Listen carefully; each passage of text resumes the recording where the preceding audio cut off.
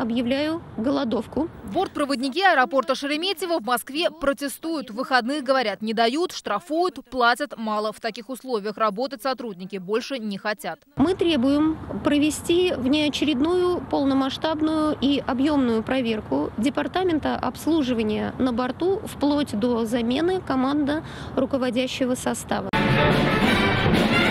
Защищать интересы сотрудников – задача профсоюзов. В Татарстане это целая федерация. Одна из массовых в стране, насчитывает более 800 тысяч человек. На съезде сегодня те, кто отвечает за безопасность сотрудников, уполномоченные по охране труда. Ежегодно они выявляют более 60 тысяч нарушений на предприятиях. И это только там, где есть профсоюз. Не на всех предприятиях есть профсоюзы, что нам не позволяет осуществлять повсеместно общественный контроль. Так как, если нет профсоюзной организации, люди остаются сами с собой, со своей бедой. Профсоюз – это мощная структура, мощная сила.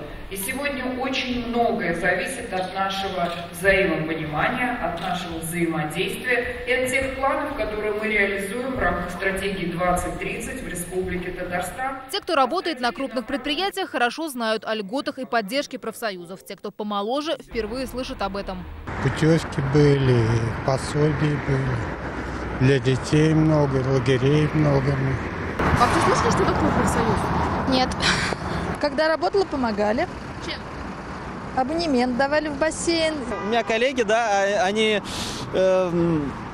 как бы вышли из профсоюза, говорят, что слишком, это же получается зарплата, это все-таки снимать с твоей какая-то часть суммы, чтобы как-то помогать другим. За последние 10 лет травматизм на предприятии сократился в 4 раза, однако в этом году 16 человек получили тяжелые травмы на рабочем месте, 13 погибли. Значит, есть еще на производствах вопросы, которые требуют немедленного решения.